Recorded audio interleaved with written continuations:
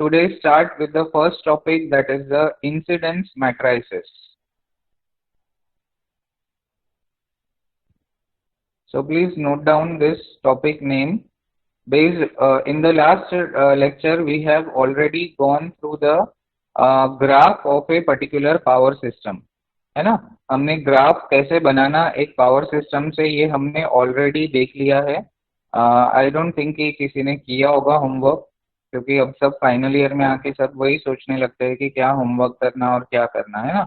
सो जितना करोगे उतना तुम्हारे लिए अच्छा है, नहीं करोगे तो it's your choice. So we have to make this incidence matrices one by one, and based on this अगर MCQ based question रहता है तो उसके ऊपर MCQ भी पूछा जा सकता है, या फिर अगर ऑफलाइन एग्जाम होता है तो क्वेश्चन पेपर का पैटर्न आप लोगों को ऑलरेडी पता है. Okay. So one by one I will write the name of matrices. You have to write this. All these matrices are to be made by us in this particular unit by using the power system network which we have seen in the previous lecture. So first matrix हम लिखेंगे. First matrix is element node incidence matrix.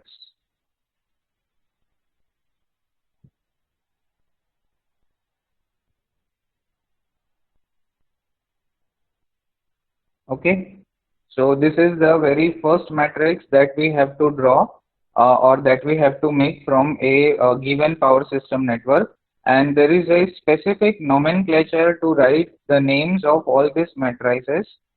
I will write here one by one. So you can see here element node incidence matrix is denoted by the capital letter A and a dot over it. Okay, so A dot is denoted by the element node incidence matrix. Next, second matrix name is bus incidence matrix. So the name of the second matrix is bus incidence matrix.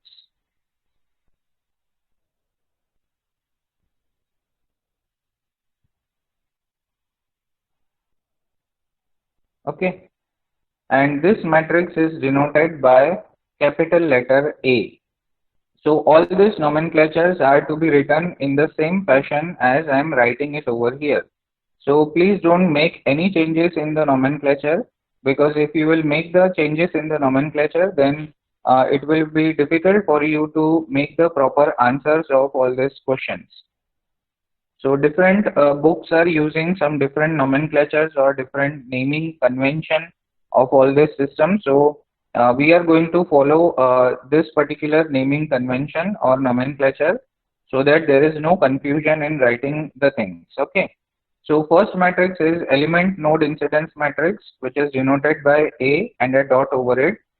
Second matrix is bus incidence matrix, which is denoted by capital letter A. Third matrix is branch path incidence matrix. Branch path. So all these are incidence matrices. That's why we have given the heading itself as the incidence matrices. So the third matrix is branch path incidence matrix. This is denoted by capital letter K. So please don't make any changes in the nomenclature, otherwise there will be issues. Third matrix is basic cut set, fourth matrix is basic cut set incidence matrix.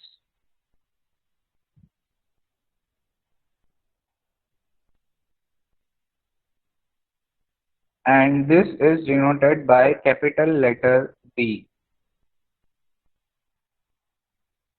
Fifth matrix is augmented or tie cut set.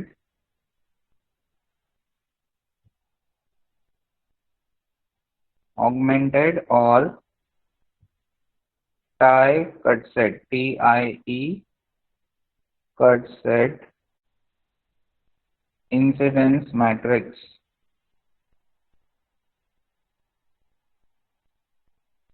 And this is denoted by capital letter B and a dot over it.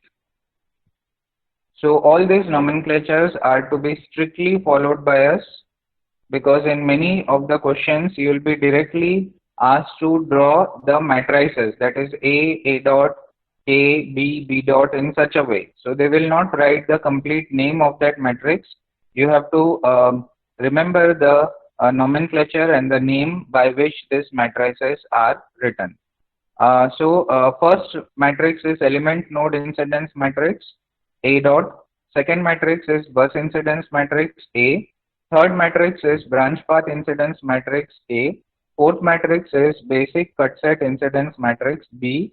Fifth matrix is augmented or tie cut set incidence matrix B dot. Let us see what is the sixth matrix. There are total 7 matrices that we have to consider in the first part of this unit, which is related to the graph and the incidence matrices. So far we have seen 5 matrices. Now let us see the sixth matrix. So the sixth matrix is basic loop incidence matrix. Basic loop incidence matrix. So this is the name of the sixth matrix, and this matrix is denoted by capital letter C. And the last matrix, that is the seventh one in this series, is the augmented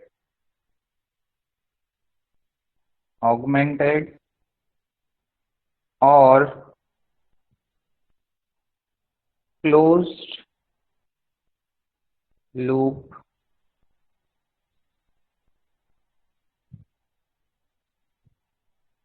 not closed loop, or we will give the name just simple augmented loop incidence matrix, or it can be given the name as open loop also, not closed loop. So this will be denoted by the capital letter C and a dot over it.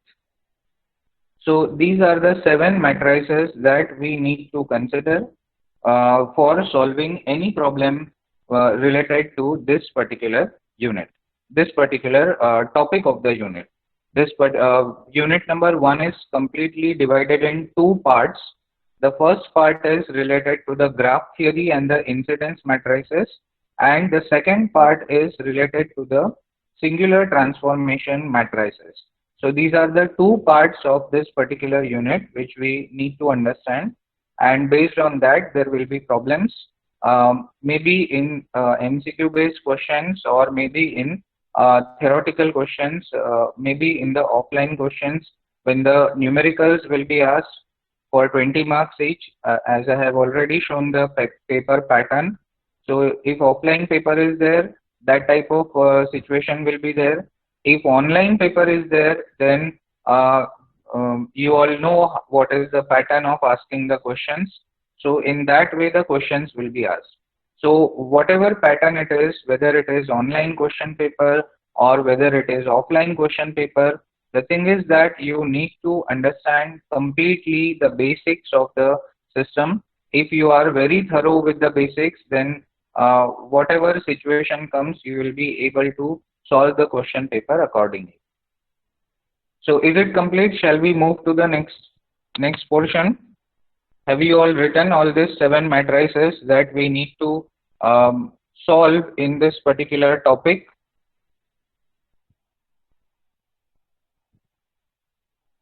So please make it fast. If you have not written, please make it fast. And if you have written, please reply on the chat box so that I can move to the next part. Alright, so I hope most of you have written it. So now let us take one example, and with the help of the example, let us try to make all these matrices one by one. So let me take one example over here. This will be the same example that we had taken as a homework. So I will be drawing the system once again over here. Those who were not present, they can note down this.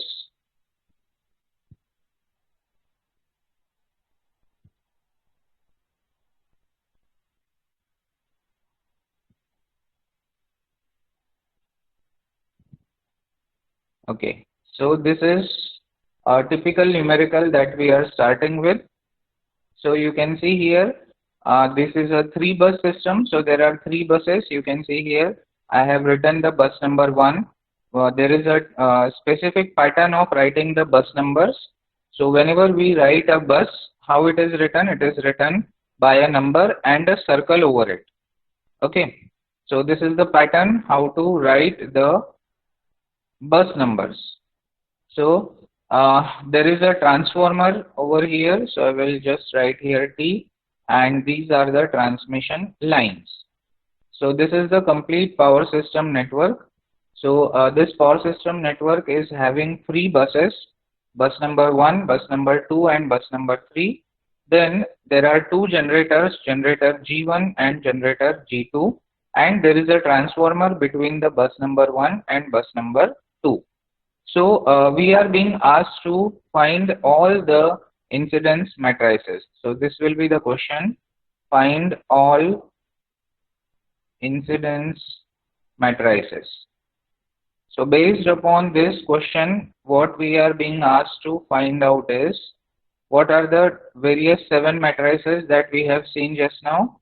So the first matrix is A dot, second matrix is A, third matrix is K, fourth matrix is B, fifth matrix is B dot. I will not write the complete name now because I have already given the name of all these matrices. So these 7 matrices are to be solved by us with the help of the given power system network, which is provided to us in the form of a power system network. Okay, so are you all ready? Shall we start with the solution? Shall we start with the solution? So are you all ready to start the solution? So what is the first step? The first step is to draw the graph of this particular system. So in the previous lecture, I have taught you how to draw the graph of a particular power system network. So how to draw a graph? I will draw the graph here. So let me utilize the space here. So I am going to draw the graph of this particular system here, so that I can then start with the matrices. So in order to draw the graph, what we need is, first convert all the buses into nodes. So bus number 1 will be represented by node number 1, bus number 2 will be represented by node number 2, bus number 3 will be represented by node number 3, and these nodes will be again written in the same fashion as we have written the buses. So this node, which we have to take the nomenclature as 0. Alright, so this is the first step to draw the graph of a particular system. And now what we have to do is, we have to go to our original network, and in the original network we have to check what are the system interconnections. And the first system interconnection we have to complete with the reference part. Okay, so what is the reference part? Reference is connected with the generators. So please check in the numerical to which buses the generators are connected.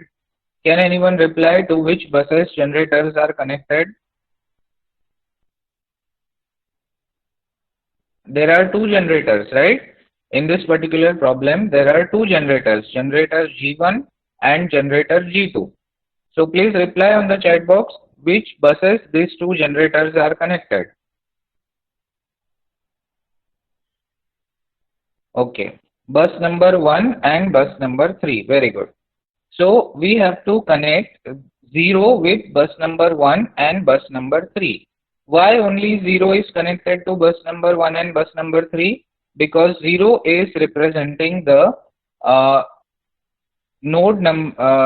this particular nodes, and that's why we are connecting 1 and 3 with 0, because 1 and 3 is connected with the generators, and this generator portion we have taken as a reference, and reference we have denoted with the 0 part. So this we have connected with 1 and 3.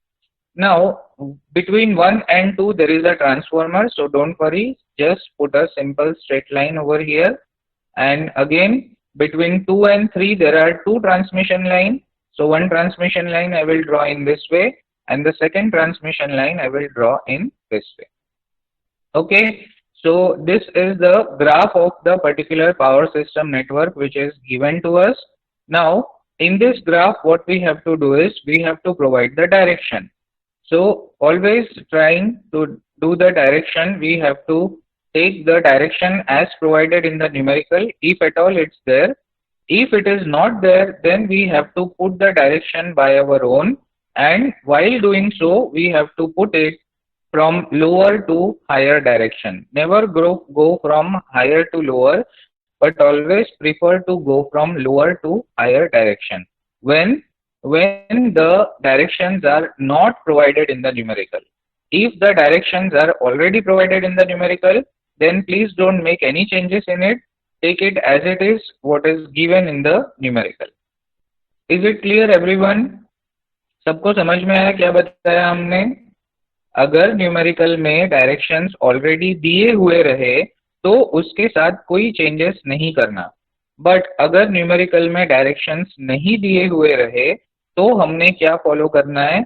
हमने simple सा thumb rule follow करना है which is lower to higher. Is it clear everyone? सबको समझ में आया?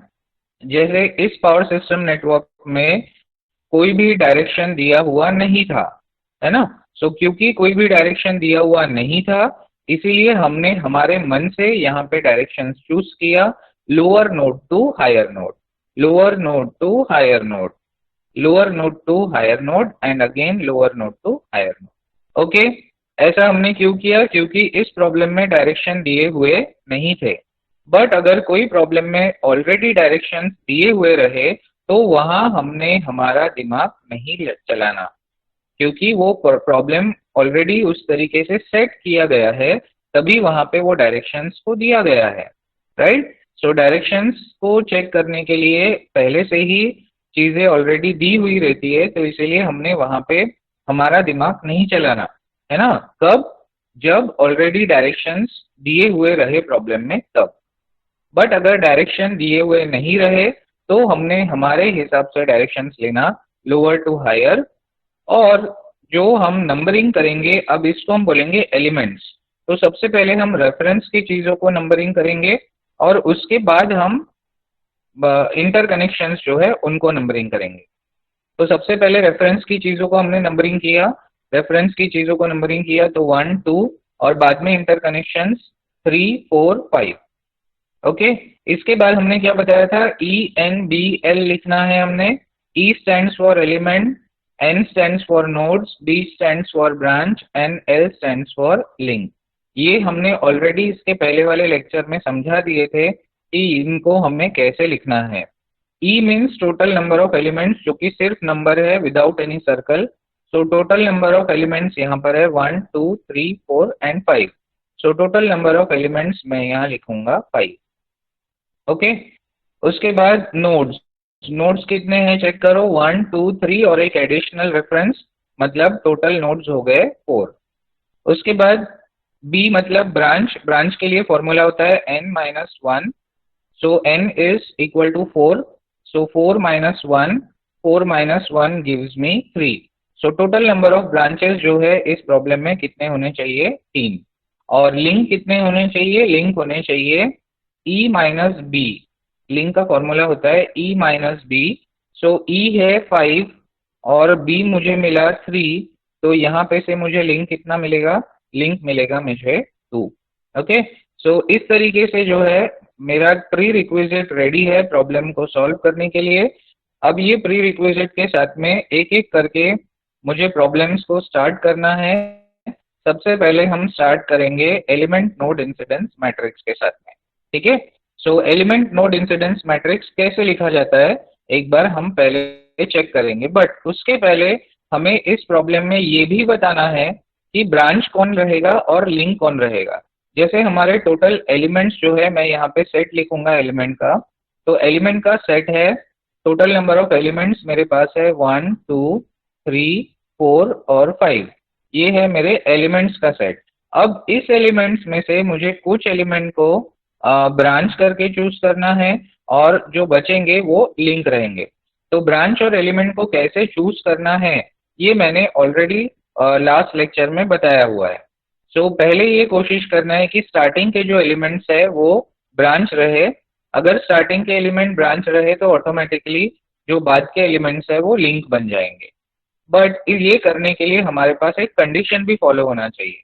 What is the condition? While selecting the branches, we have to check whether all nodes are available or not, and there is no closed path. So this is the condition while selecting the branch. So पहले तीन अगर हम लेते हैं, so पहले तीन element कौन से हैं? पहले तीन एलिमेंट्स है 1, 2 और 3। तो ये लेते समय हमें ये चेक करना है कि क्या हमारा जो रूल है वो फॉलो हुआ या नहीं। रूल क्या है? रूल है कि सारे नोड्स अवेलेबल चाहिए और कोई भी क्लोज पाथ नहीं चाहिए। तो चेक करो, अगर तुमने 1, 2 और 3 को एज अ ब्रांच लिया, मतलब 5 और 6 को सपोज थोड़ी देर के लिए हमने हटा दिया, तो क्या होगा? सपोज मैं 5 और 6 को थोड़ी देर के लिए यहाँ पे सिस्टम से हटा देता हूँ। Suppose what I do is I will make the changes here. 5 and 6 मैं थोड़ी देर के लिए यहाँ से रिमूव कर देता हूँ। तो हमारा जो थंब रूल है वो फॉलो हो रहा है कि नहीं वो हमें चेक करना है। ठीक है। सो थंब रूल क्या है हमारा? थंब रूल है कि सारे नोड्स अवेलेबल चाहिए और कोई भी क्लोज पाथ नहीं चाहिए। Okay, so this is the thumb rule that we need to check. So let us check whether the thumb rule is getting followed और नॉट। ओके, सो पहला थंब रूल क्या है? सारे नोड्स अवेलेबल चाहिए। तो सारे नोड्स है या नहीं है चेक करो। Node number 0 available, node number 1 available, node number 2 available, node number 3 is also available. Available का मीनिंग क्या है कि आइसोलेटेड नहीं चाहिए। आइसोलेटेड मतलब सपोज मैंने 3 को ब्रांच नहीं लिया होता, है ना, तो 2 आइसोलेट हो गया होता, है ना, यहाँ से भी और यहाँ से भी रिमूव अगर कर दिया होता तो उसे हम बोलते हैं आइसोलेट होना या नोड्स का अवेलेबिलिटी न होना। बट अभी मुझे बताओ कि क्या सारे नोड्स अवेलेबल है या नहीं है। चैट बॉक्स पे रिप्लाई करो सभी, whether all nodes are available और नॉट। फास्ट, जल्दी से रिप्लाई करेंगे सभी। अगर मैंने 1, 2 और 3 को एज अ ब्रांच लिया तो क्या सारे नोड्स अवेलेबल है या नहीं है?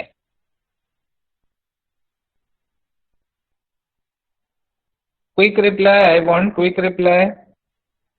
Available, very good.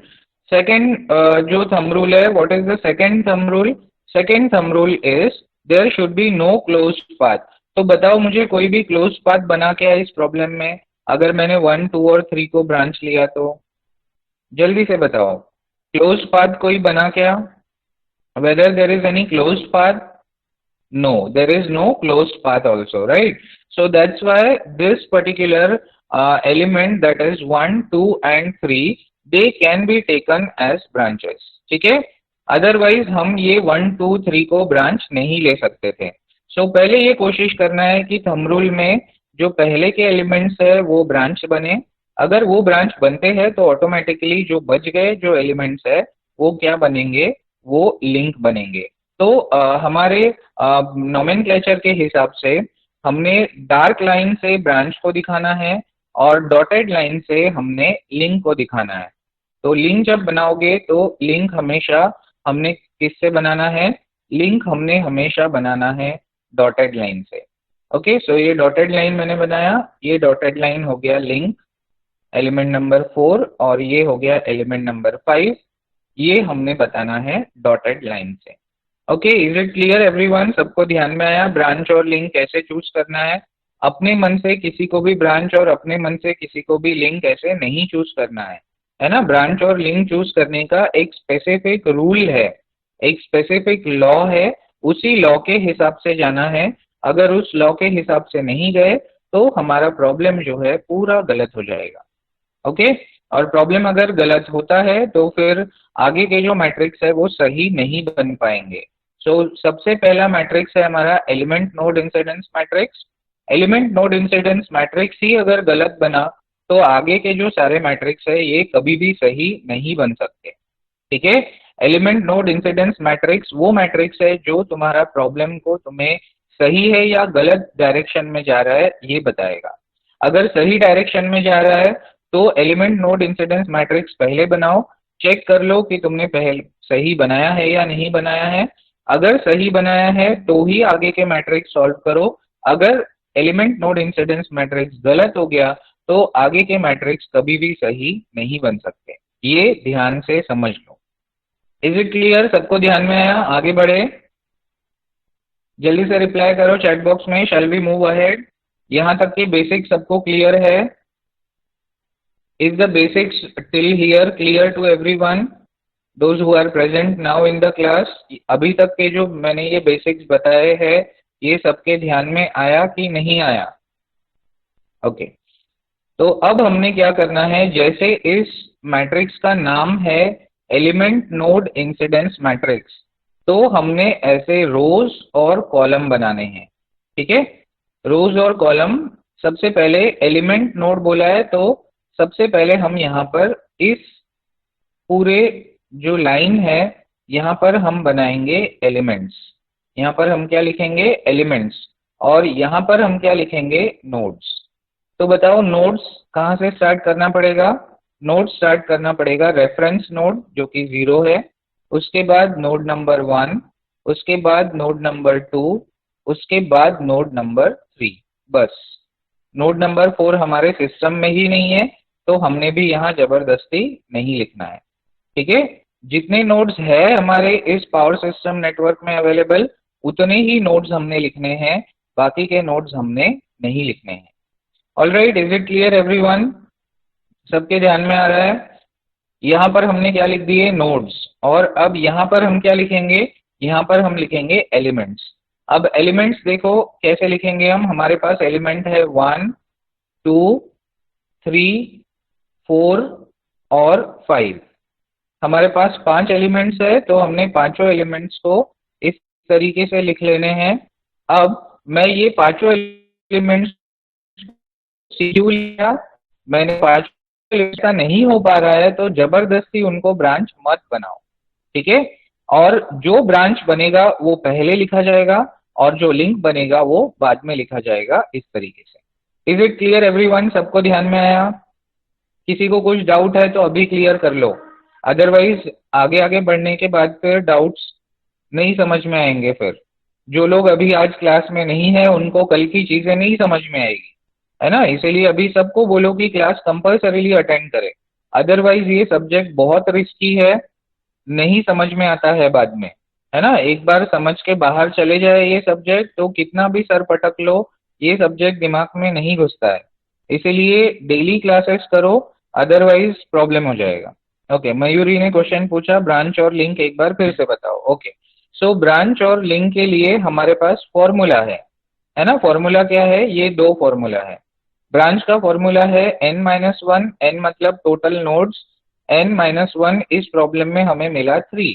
तो इस पूरे एलिमेंट में से हम हमारे मर्जी से किसी भी 3 एलिमेंट को ब्रांच रख सकते हैं और किसी भी 2 एलिमेंट को लिंक रख सकते हैं, हमारी मर्जी है। ठीक है, हमें कोई भी ये नहीं बोल रहा है कि 1 2 3 को ही ब्रांच रखो, 4 5 को ही लिंक रखो, ऐसा कुछ भी नहीं है। ठीक है, हम हमारे मर्जी से किसी भी 3 एलिमेंट को ब्रांच रख सकते हैं, किसी भी 2 एलिमेंट को लिंक रख सकते हैं, राइट। बट ऐसा करते हुए हमने 2 रूल फॉलो करना है। कौन से 2 रूल फॉलो करना है? पहला रूल है कि जब तुम 3 एलिमेंट को ब्रांच ले रहे हो तो सबसे पहले ये चेक करो कि उनको ब्रांच लेते समय सारे नोड्स प्रेजेंट है या नहीं है। ठीक है, अगर उनको ब्रांच चूज करते समय सारे नोड्स प्रेजेंट है तो उनको तुम ब्रांच रख सकते हो, कोई प्रॉब्लम नहीं। ठीक है, लेकिन अगर किसी को ब्रांच लेते समय कोई नोड छूट रहा है, कोई नोड आइसोलेट हो रहा है, तो ऐसे एलिमेंट को तुम लिंक नहीं रख, ब्रांच नहीं रख सकते। Is it clear? For example देखो, ये मैं ग्राफ फिर से यहाँ बनाता हूँ और ये एक्सप्लेन करने की कोशिश करता हूँ कि हम 1 2 3 को न लेते हुए किसी दूसरे एलिमेंट को भी ब्रांच ले सकते हैं क्या, चेक करते हैं। सपोज मैं एलिमेंट नंबर 1 को ब्रांच लेता हूँ, एलिमेंट नंबर 2 को ब्रांच लेता हूँ और एलिमेंट नंबर 4 को ब्रांच लेता हूं। ठीक है, ये भी चलेगा? चलेगा कि नहीं चलेगा बताओ मुझे, चलेगा कि नहीं चलेगा? हमारा फर्स्ट रूल क्या है? हमारा फर्स्ट रूल है कि सारे नोड्स अवेलेबल चाहिए। ठीक है, और सेकेंड रूल क्या है? कोई भी क्लोज पाथ नहीं चाहिए। तो दोनों रूल हमारे इस केस में भी तो फॉलो हो रहे कि नहीं हो रहे बताओ? 1, 2 और 4 को अगर मैंने ब्रांच लिया तो क्या फर्क पड़ रहा? कुछ फर्क पड़ रहा क्या? नहीं। क्यों? क्योंकि रूल तो फॉलो हो रहा है ना? रूल क्या है?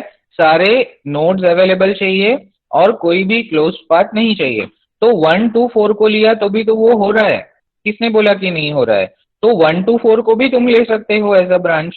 अगर तुमने 1, 2, 4 को ब्रांच लिया, अगर मैं यहाँ पर सेट लिखता हूँ 1, 2 और 4, तो बचा कौन? जल्दी से बचाओ, बचा कौन? फटाफट बताओ कौन बचा? अगर 1, 2, 4 को तुमने ब्रांच ले लिया तो दो तो बच गए ना? कौन से दो बच गए जल्दी से बताओ चैट बॉक्स में, जल्दी से बताओ चैट बॉक्स में। 1, 2, 4 को अगर मैंने ब्रांच लिया तो बचा कौन? 3 और 5। Very good. सो 3 और 5 को फिर हम क्या करेंगे? लिंक ले लेंगे, है ना? ये हो गया 3 और ये हो गया 5 डॉटेड लाइन से। तो 3 और 5 क्या हो गए? 3 और 5 इस केस में लिंक हो गए। पर जब तुम इस तरीके के सिचुएशन को लो तो यहाँ पे भी तुमको चेंजेस करना पड़ेगा। लिखते समय तुमको पहले ब्रांच चाहिए, तो क्या लिखोगे फिर यहाँ पर? 1, 2 और अब 3 ना लिखते हुए यहाँ क्या लिखोगे? 4। ठीक है, और यहाँ क्या लिखोगे? 3 और फिर 5। क्यों? क्योंकि लिखने का पैटर्न कैसा है? लिखने का पैटर्न है पहले ब्रांच चाहिए फिर लिंक चाहिए। Is it clear everyone? अब समझ में आया मयूरी? मयूरी क्लियर है अभी? ठीक है, so it's not like that कि 1, 2, 3 को ही ब्रांच लेना है, 1, 2, 4 को ही ब्रांच लेना है। तुम तुम्हारे हिसाब से किसी को भी ब्रांच लो, किसी को भी लिंक लो, कोई प्रॉब्लम नहीं, लेकिन थंब रूल फॉलो होना चाहिए। अगर रूल ब्रेक हो रहा है तो उस केस में ब्रांच और लिंक वो कंसिडर नहीं होगा। Is it clear? और जिनको तुमने ब्रांच लिया है उनको लिखते समय भी यहाँ पर पहले लिखो और बाद में लिंक लिखो। इसलिए मैंने 1, 2, 3 को पहले लिया क्योंकि लिखने में मुझे इजी हो जाता है ना? 1, 2, 3 को मैंने ब्रांच इसीलिए लिया क्योंकि यहाँ लिखते समय मैं 1, 2, 3, 4, 5 ऐसे डायरेक्ट लिख पा रहा हूँ। अगर मैंने अननेसेसरी चीजों को कॉम्प्लिकेट किया, जैसे यहाँ पे 1, 2, 4 हुआ, तो मैं लिखते समय यहाँ 1, 2, 3 नहीं लिख सकता। लिखते समय मुझे फिर यहाँ 1, 2, 4 लिखना पड़ेगा पहले और फिर 3 और 5 लिखना पड़ेगा। मतलब बोलने का मीनिंग ये है कि तुमने ब्रांच को चूज किया 1, 2, 4 और यहाँ लिखते समय लिखा 1, 2, 3, तो ये हो जाएगा फिर गलत। Is it clear everyone? अब ध्यान में आया सभी के? ब्रांच और लिंक का जो कॉन्सेप्ट है अब क्लियर हुआ सभी को? Is it clear now everyone? सबको ब्रांच और लिंक का कॉन्सेप्ट क्लियर हुआ? फटाफट रिप्लाई करो। अगर नहीं क्लियर हुआ होगा तो फिर से एक बार एक्सप्लेन करता हूँ, मुझे कोई प्रॉब्लम नहीं है, क्योंकि जब तक तुम्हारे बेसिक्स क्लियर नहीं होंगे ना, तब तक कोई भी ऑनलाइन एमसीक्यू बेस्ड एग्जाम भी नहीं लिख पाओगे और कोई ऑफलाइन एग्जाम भी नहीं लिख पाओगे, है ना? सो कहीं से भी कुछ भी मिल जाए, आंसर की मिल जाए या सॉल्यूशन सेट मिल जाए या क्वेश्चन बैंक का पीडीएफ मिल जाए, कुछ भी हो जाए, चीजें तो तभी क्लियर होती है जब हमारे दिमाग में कॉन्सेप्ट क्लियर हो। अगर हमारे दिमाग में कॉन्सेप्ट ही क्लियर नहीं है तो हमें पूरा आंसर की भी मिल जाए, हमें कोई पीडीएफ भी मिल जाए जहाँ पे ये सारे क्वेश्चंस अवेलेबल हो, तो भी कोई फायदा नहीं है क्या मुझे बताओ? है क्या मुझे बताओ? अगर सारी चीजें तुम्हें सॉल्यूशन मिल गया, सब मिल गया, लेकिन थोड़ा सा ट्विस्ट एंड टर्न करके क्वेश्चन पेपर बनाने वाले ने दे दिया, क्या करोगे फिर? तब क्या करना पड़ेगा? बेसिक्स क्लियर चाहिए तभी हो पाएगा। अगर बेसिक्स क्लियर नहीं है तो कहाँ से सॉल्व करोगे? सॉल्व कर पाओगे क्या? नहीं सॉल्व कर पाओगे, राइट? सो इसीलिए बेसिक्स क्लियर चाहिए, तब जाके जो है हम चीजों को क्लियरली हैंडल कर सकते हैं, अदरवाइज हम चीजों को हैंडल नहीं कर सकते। ऑलराइट, सो अब हमारा बेसिक पूरा क्लियर है। अब हम एक एक करके ये जो मैट्रिक्स है इसमें एंट्री फिल करना स्टार्ट करेंगे। अब एंट्री फिल करते समय क्या करना है हमको? दो चीजें ध्यान रखना है, आउटगोइंग पॉजिटिव कैसे लेना है अभी थोड़ी देर में समझ में आ जाएगा। आउटगोइंग को क्या ले रहा हूं मैं, पॉजिटिव, और इनकमिंग को निगेटिव। ठीक है, okay. Outgoing positive, incoming negative वाला जो कॉन्सेप्ट है केसीएल का, ये हम यहाँ पर अप्लाई करेंगे और ये मैट्रिक्स को फिल करने की कोशिश करेंगे। ऑलराइट, देखो अभी सबसे पहले आ जाओ नोड नंबर 0 पे। नोड नंबर 0 पे कितने एलिमेंट्स इंसिडेंस है बताओ। नोड नंबर एलिमेंट से कितने एलिमेंट्स आ रहे हैं या कितने एलिमेंट्स जा रहे हैं। What are the total number of elements which are either incoming और outgoing from the node number 0। जल्दी से रिप्लाई करो चैट बॉक्स पे। Let's see who replies first. Okay, 2 elements. What are the 2 elements, कौन कौन से है 2 एलिमेंट्स, जल्दी से बताओ। 2 एलिमेंट्स है, कौन कौन से एलिमेंट नंबर बताओ। एलिमेंट नंबर 1 और एलिमेंट नंबर 2, और दोनों ही आउटगोइंग है। राइट, सो हमने आउटगोइंग को क्या लिया है, देखो यहाँ पे हमने आउटगोइंग को क्या लिया है, हमने आउटगोइंग को पॉजिटिव लिया है। तो हम क्या करेंगे, ये 0 वाले नोड में जाएंगे और 1 और 2 वाले रोज में जाएंगे और वहां पर पॉजिटिव करेंगे। देखो नोड नंबर 0 का कॉलम कौन सा है, ये वाला, तो ये वाले कॉलम में जाएंगे और ये वाले कॉलम में जाके 1 और 2 के रो में जाएंगे। तो ये वाले कॉलम में 1 के रो में आए और यहाँ पे +1 लिखे, +1 या सिर्फ 1 भी लिख सकते हो, कोई प्रॉब्लम नहीं। ठीक है, फिर नोड नंबर 0 के कॉलम में 2 के सामने फिर से हम यहाँ पर क्या लिखेंगे, +1। क्यों, क्योंकि आउटगोइंग हमने क्या लिया है, आउटगोइंग हमने पॉजिटिव लिया है। समझ में आया सभी को, समझ में आया क्या सभी को। हमने आइदर 1 लिखो या +1 लिखो, कोई प्रॉब्लम नहीं। बाकी के सारे जो रोज है वो क्या हो जाएंगे, 0। क्यों, क्योंकि 0 के पास सिर्फ 2 ही एलिमेंट इंसिडेंस हुए हैं, वो है 1 और 2। 3 4 5 का 0 नोड के साथ में कोई रिलेशन नहीं है, इसीलिए हमने 3 4 5 के सामने क्या लिख दिया, 0। समझ में आया सभी को, समझ में आया क्या सभी को। हमने ये नोड के ये 0 का जो कॉलम है ये कैसे फिल किया। ओके, अब हमको फिल सिमिलर तरीके से हमको फिल करना है ये 1 का कॉलम, ये 2 का कॉलम और ये 3 का कॉलम। ठीक है, तो 1 का कॉलम फिल करने के लिए हमें कहाँ जाना पड़ेगा, 1 का कॉलम फिल करने के लिए हमें जाना पड़ेगा नोड नंबर 1 में। ठीक है, नोड नंबर 1 में जाना पड़ेगा और नोड नंबर 1 में हमें चेक करना पड़ेगा कि कितने एलिमेंट्स इंसिडेंस हुए हैं। तो नोड नंबर 1 में हमें 2 एलिमेंट दिख रहे हैं, एक 1 और दूसरा 3, बराबर, 1 और 3, जिसमें से 1 है इनकमिंग और 3 है आउटगोइंग। इनकमिंग को हमने निगेटिव लिया, इसीलिए 1 के सामने हम क्या लिखेंगे, -1। समझ आया, -1 हमने क्यों लिया, क्योंकि इस 1 को 1 क्या है, इस नोड नंबर 1 को इस एलिमेंट नंबर 1 इनकमिंग है और इनकमिंग को हमने निगेटिव लिया है, इसीलिए इनकमिंग है, इसीलिए हमने क्या किया यहाँ पर -1 किया। ओके, समझ में आया सभी को।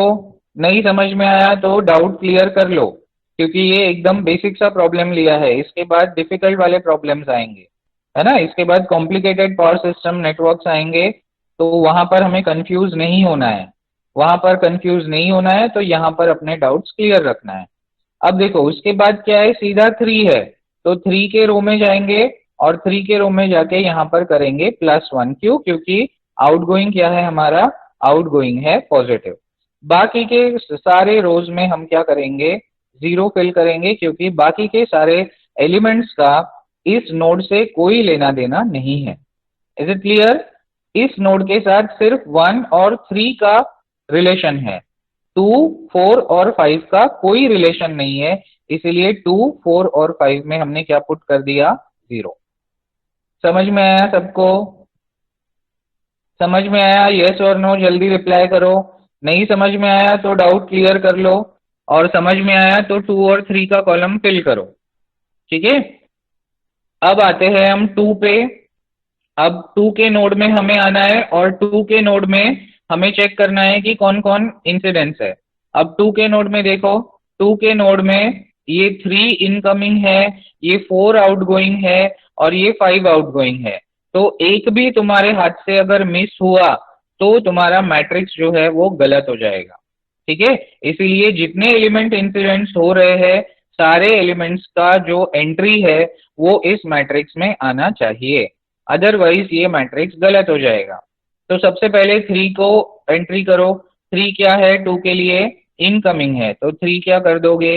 -1। फिर 4 और 5 क्या है? आउटगोइंग है 2 से, तो 4 और 5 को क्या कर दोगे? +1। इस तरीके से हो जाएगा तुम्हारा 2 का एंट्री।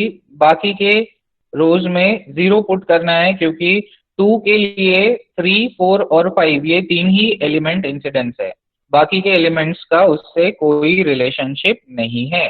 ठीक है, so as 3 is incoming we have taken -1, as 4 and 5 is outgoing we have taken +1. Now the last entry is related to the node number 3. So ठीक है, अब हमारे सारे के सारे नोड्स फिल हो चुके हैं। दैट मीन्स हमारा जो मैट्रिक्स है ए डॉट है ना, हमारा जो मैट्रिक्स हमने यहाँ नाम लिखा था ए डॉट करके, ये ए डॉट मैट्रिक्स अभी हमारा पूरा भर चुका है। मतलब पहला जो बिट है हमारा न्यूमेरिकल का ए डॉट निकालने का वो हमारा कंप्लीट हो चुका है। ठीक है, तो इस तरीके से जो है ए डॉट हमें मिला, तो हम यहाँ पर लिखेंगे A dot is equal to, और इस तरीके से हमारा ये ए डॉट कंप्लीट हुआ। किसी को कोई डाउट ए डॉट निकालने में? अगर डाउट है तो क्लियर कर लो। अब हम इसको क्रॉस चेक करेंगे कि जो हमने यहाँ पर ए डॉट बनाया है ये सही है या गलत है। ठीक है, हमने जो ए डॉट यहाँ पर बनाया है क्या ये सही है या गलत है, ये हम अभी चेक करेंगे। तो इसको चेक करने के लिए हमारे पास रूल होता है summation of rows should be equal to 0। क्या बताया मैंने? फिर से देखो, summation of rows should be equal to 0 in case of element node incidence matrix that is A dot. सारे मैट्रिक्स के लिए नहीं है, अदरवाइज सब लोग बोलोगे कि सारे मैट्रिक्स में समेशन ऑफ रोज 0 चेक करना है क्या करके। नहीं, ये थंब रूल जो है सिर्फ ए डॉट के लिए है, बाकी मैट्रिक्स के लिए नहीं है। ओके, तो कैसे चेक करोगे? देखो, फर्स्ट रो चेक करो, +1 -1 0 0 0 मतलब 0, मतलब first row is okay. Second row +1 -1 0, second row is also okay. Third row +1 -1, third row is also okay. Then fourth row +1 -1, fourth row is also okay. Then +1 -1, fifth row is also okay. That means तुमने ये जो matrix बनाया है ये 110% correct है, इसमें गलत का कोई भी चांस नहीं है। Is it clear everyone? इसीलिए मैंने बोला कि ए डॉट अगर सही है तो ही आगे के मैट्रिक्स सही होंगे, अगर ए डॉट गलत है तो आगे के मैट्रिक्स कभी भी सही नहीं हो सकते। Alright, is it clear everyone? सबको क्लियर हो गया? एलिमेंट नोड इंसिडेंस मैट्रिक्स में किसी को कोई डाउट है? तो फर्स्ट पार्ट यहाँ पे हमारा हो गया, इसलिए फर्स्ट पार्ट का हम बोलेंगे आंसर डन। फर्स्ट पार्ट का ये हमारा आंसर है। ओके, अब सेकंड मैट्रिक्स भी हम जल्दी से बना लेंगे क्योंकि सेकंड मैट्रिक्स फर्स्ट मैट्रिक्स से ही रिलेटेड है। सेकेंड मैट्रिक्स है बस इंसिडेंस मैट्रिक्स, जिसे डिनोट किया जाता है ए से, है ना। बस इंसिडेंस मैट्रिक्स को ए से डिनोट किया जाता है, तो मैं यहाँ पर इसके ऊपर से डॉट हटा दूंगा और यहाँ पर हमें सिर्फ क्या करना है, जो रेफरेंस वाला जो कॉलम है इसको रिमूव कर देना है। ठीक है, रेफरेंस वाला जो कॉलम है आपका ये यहाँ से रिमूव हो जाएगा, मतलब आपके बस इंसिडेंस मैट्रिक्स में केवल बसेस होंगे, बाकी कुछ भी नहीं होगा। बसेस कौन कौन से हैं? बसेस फिजिकल बसेस है आपके 1, 2 और 3। तो अभी आपके ये 1, 2 और 3 इस तरीके से हो जाएंगे और 1, 2 और 3 को ही अपने यहाँ पर कंसिडर करना है, तो ये बन जाएगा आपका बस इंसिडेंस मैट्रिक्स। और यहाँ पर n के जगह पे लिखोगे b। ठीक है, n के जगह पे क्या लिखोगे? b। तो ये हो गया हमारा बस इंसिडेंस मैट्रिक्स। ठीक है, इसीलिए मैंने बताया कि बस incidence matrix element node incidence matrix basics है, अगर एलिमेंट नोड इंसिडेंस मैट्रिक्स सही आया तो ही बाकी के सारे चीजें सही आएंगे, अदरवाइज बाकी के सारे चीजें सही नहीं आ सकते।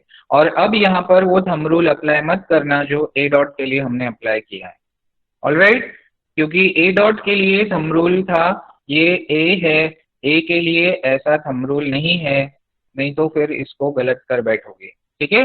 सो in this way we completed 2 bits today, है ना, 2 बिट हमने आज कंप्लीट किया, एलिमेंट नोड इंसिडेंस मैट्रिक्स और बस इंसिडेंस मैट्रिक्स, ठीक है। अब इतने सारे बिट्स जो है हमारे ये रह गए हैं, तो ये हम कल एक एक करके सॉल्व करेंगे, ठीक है। बहुत लेंदी प्रॉब्लम्स है ये, एक एक चीजों को समझ समझ के हमें करना है। अगर कोई भी चीज जल्दबाजी में हम करेंगे तो हमारा पूरा मैट्रिक्स गलत हो जाएगा।